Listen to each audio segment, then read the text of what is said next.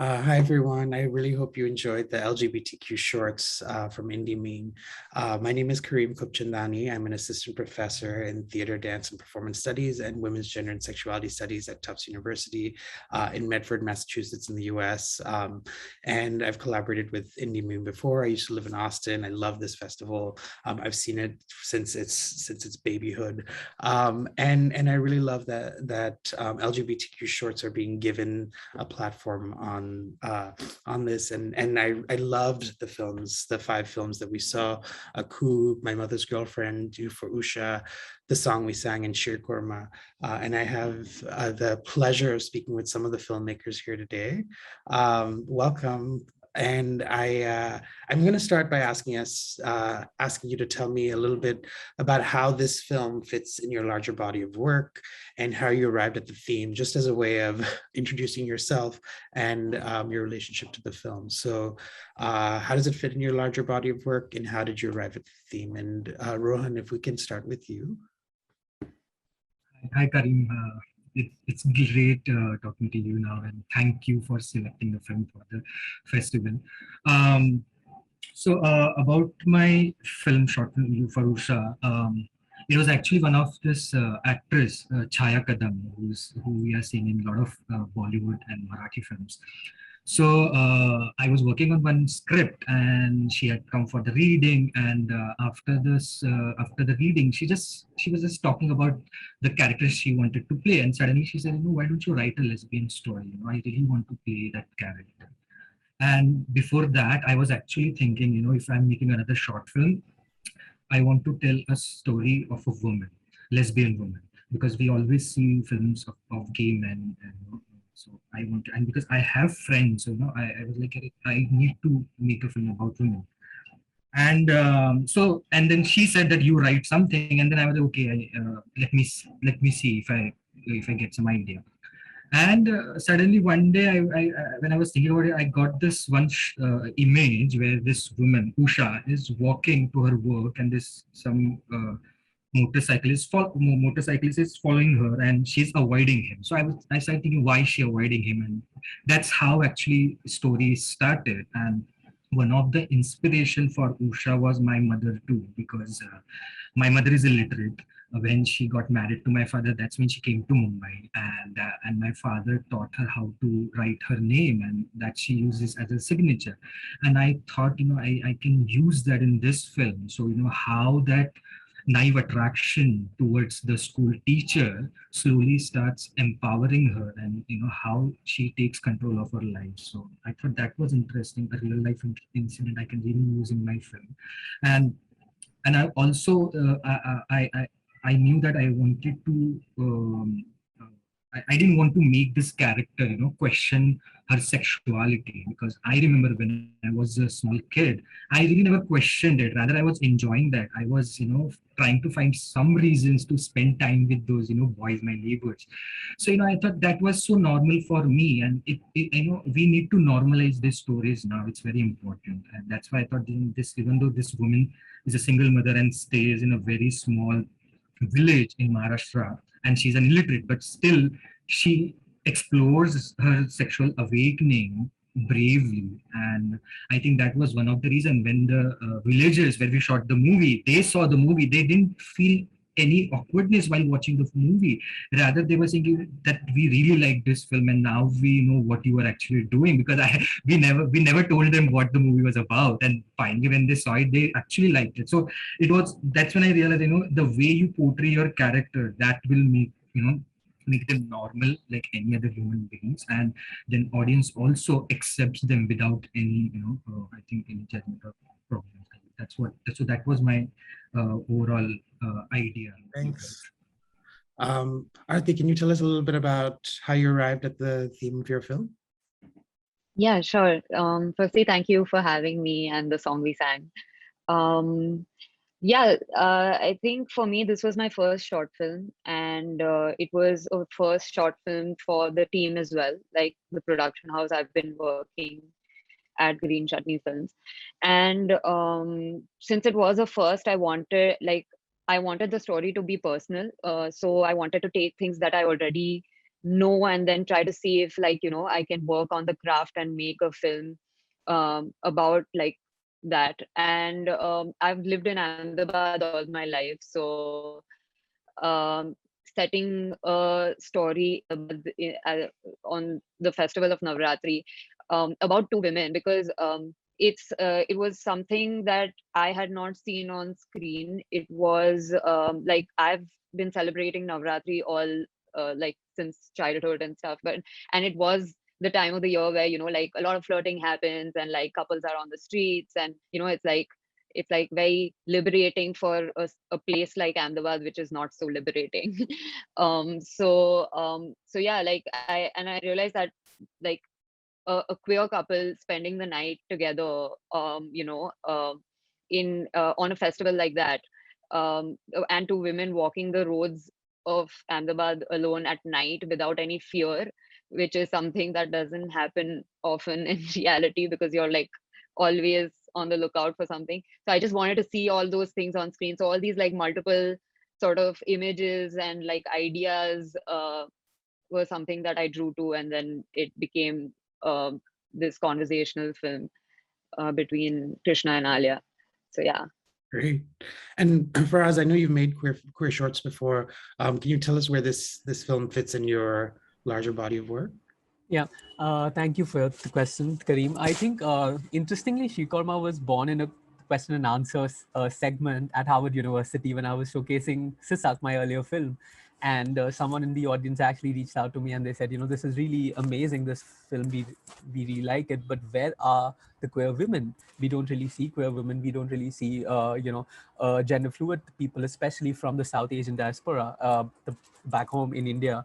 And that really got me thinking. I said, there is a dearth of representation, most definitely, especially in the LGBTQI spectrum as well. It's always about the cishet men and so on and so forth. And I think out of that missing representation was QORMA, the idea of QORMA really born. And I genuinely feel that when you get an opportunity to make a film, you must try and find more layers to it to add to the film, so that it's not just a singular dimensional story. It has to be more than what it is. And therefore, I feel as a queer Muslim person growing up in India, I feel that the representation of Muslims in Hindi cinema has been supremely problematic. And I wanted to change that. There's always been this healthy conversation at home where they keep talking about this, that where are we, why don't we see people like ourselves on the big screen? And I felt that I needed to bring my family into the story. We don't live in green homes, we don't eat big pieces of chunky meat, and we don't speak chaste Urdu and all of that. So all these stereotypical things, not just about Muslims, but also about queer people, also about non-binary people, also about queer people, also about women. I wanted to relook at all of that with a fresher lens, and I wouldn't want to say it's progressive. I would say with a realistic lens, something that really comes from a place of honesty. It comes from a place of truth, and bring that to life on the big screen. So I think QORMA was born out of the lack of representation. It was born out of a lack of visibility that I feel is so important given the times that we live in. Thank you. All of your movies really, in different ways, took me by surprise. Thinking about location and age, having an older non-binary person seeing public intimacy between women in a festival, seeing the Usha both at work but in her home space as well, and so I think to me space was really important, and how you sort of think through private and public, what is concealed and what is shown, and I'm wondering, we had these lovely domestic scenes in Faraz's film, but in Aarti you have these like cityscapes as well, and Rohan, of course, you've got the rural backdrop. You've got the fields, but then you've also got the home space of learning and care and family. So I'm wondering if you can talk a little bit about the public and private, and about your choice of space and location, and how that tells different kinds of queer stories in your films. And Aarti, maybe we can start with you. Yeah, sure. And thank you so much for asking that question. I think it's a very important one. Um, yeah, so like I said, for me, to show the cityscape became a part of the narrative. Like it was almost like a character in itself because I wanted them to be out in the open. Like Navratri, like I said, is a festival where everyone is out till late at night. And again, I keep coming back to this, but like Gujarat in general is a very like it's literally a prohibited state, and the culture here is not very inclusive. It's not very like there are too many restrictions in this city. Like it's not just the alcohol prohibition, it's a lot of like ideological prohibition as well. And I always felt like Navratri was a time where people didn't have that sort of inhibition, like it was always a very liberating and a fresh and an open sort of a festival. And that I wanted to capture the trueness of that, the trueness of the festival, and also how it affects a relationship, a queer relationship. Obviously, this was a very aspirational take on their relationship, because I like there's a kiss that happens in a public space. So, and that's not something that queer couples are also comfortable with, because there is fear and stuff. But I felt like in cinema you can dream, and like you want to see things that you wish were like we could get at sooner. So so that's the reason I had the all the intimate scenes also in a public space, and the whole movie is just them walking and talking without any fear, without any inhibitions, and just like getting involved in each other as people, and like trying to understand each other as people, beyond the layers of like their sexuality or like their gender or like anything, just like them as people. And yeah, that's how the space played a role. And I love how you're talking about film as a place to imagine the world we want, right? It doesn't Yeah. have to be realistic, even as you're working within realism. Faraz, your thoughts on public intimacy and private space, and you use the dinner table as this place for family intimacy. I'd love to hear about how you think about space. But to be honest, Kareem, I think I was constructing the film, when I was writing it, I wanted it to happen in between four walls. I think the idea of what family is truly conspires at home.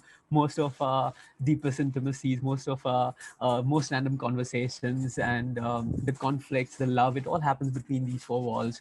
And I feel that and I wanted to kind of use that idea, that inspiration, with the idea of what a closet is. We are all confined to spaces, be it in whatever dimension. So I wanted to recreate that, and therefore in QORMA we don't really go outdoors ever. It's all indoors, through and through and through.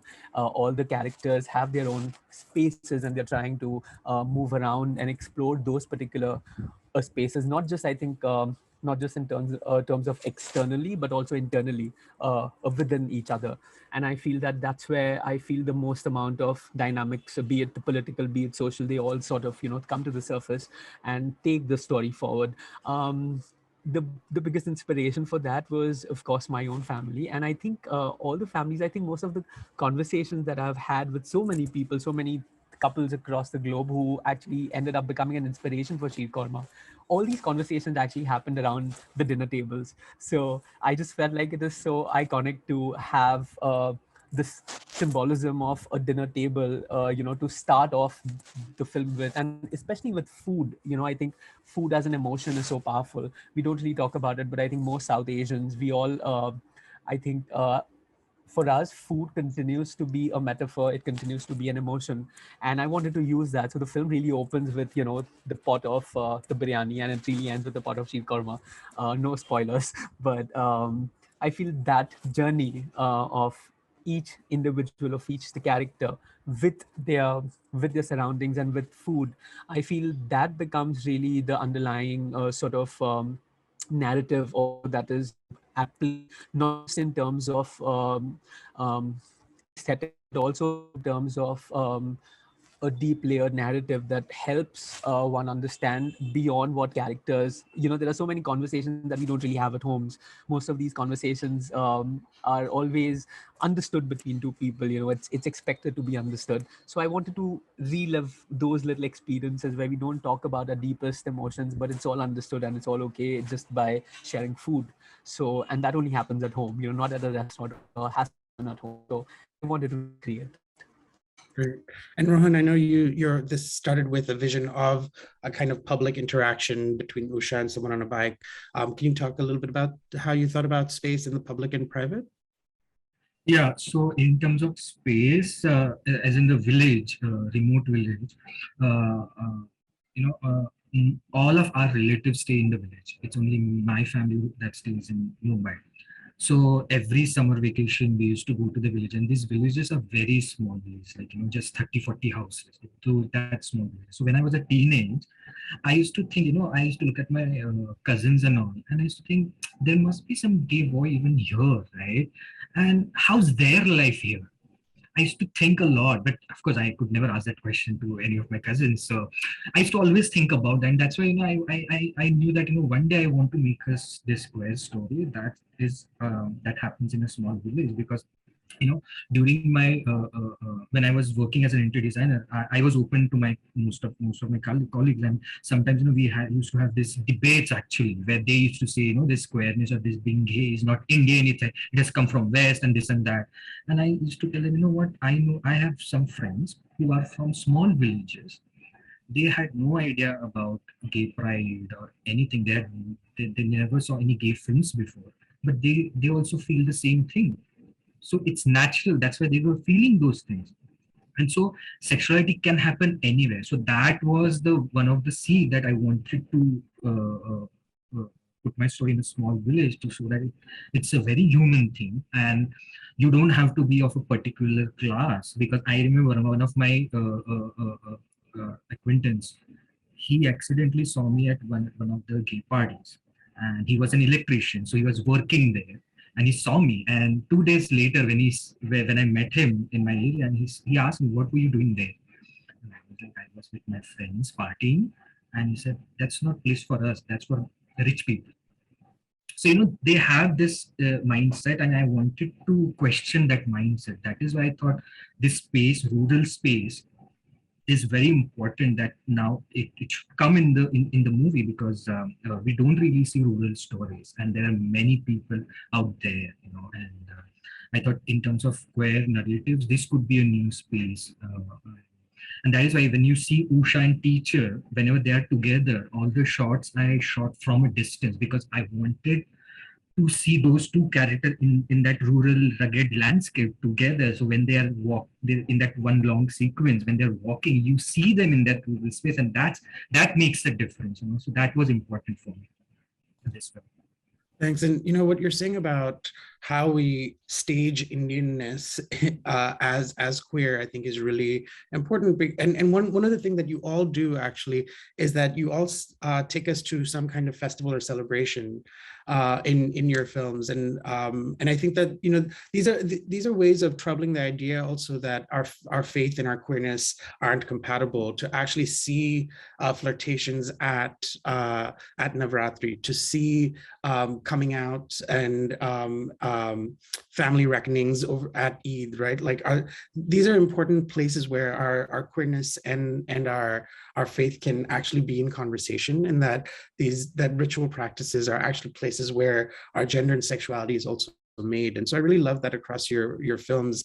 I love that in all of your films there's the here and there's an elsewhere, right? There's the couple who has to return back to Canada, and there's the woman who is leaving town, and there's the teacher who's from 2 hours away, right? So there's a here and there's an elsewhere, and we always imagine our queerness as in between these places, right? And I think that that's really important, right? That it's not this authentic thing from here, and it's not this foreign thing from there either, but it's actually something in between our experiences, right? And it's something that is made through conversation, through these couplings and intimacies that that you all stage really beautifully. And one of my favorite things to think with of these 5 films together was really about queerness and class.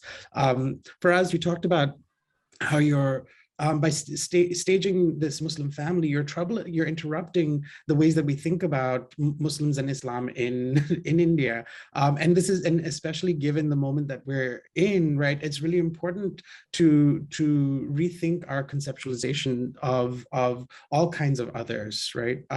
As we think about sexuality and gender and caste and class and religion. So I think that that's really important work that you're doing to rethink the framing of the Muslim family.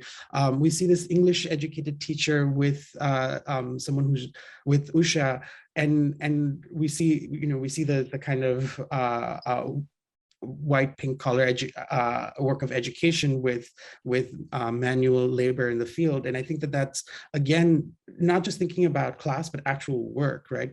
And the working LGBTQ body, as opposed to the one that's having fun at the party. We actually see that work is part of our queer lives. And that, Aarti, in your film, we see someone who has to take calls in the middle of her fun, right? And we see, we see this upper middle class woman who is really navigating the expectations of the working world, even at night, and is the boss, right?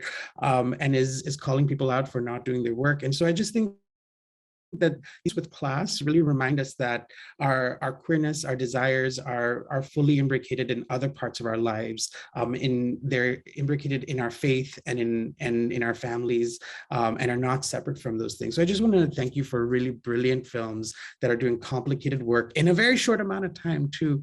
I really loved watching all of your films together, and I just want to applaud Indie Meme for continuing to do really important work, doing and lifting up women and non-binary folks within LGBTQ cultural production. Thank you all for what you've done, and thank you, Indie Meme, for having us today. Thank you so much. Thank you. Thank you so much. Thanks, Kareem. It's been such a delight to have you do this.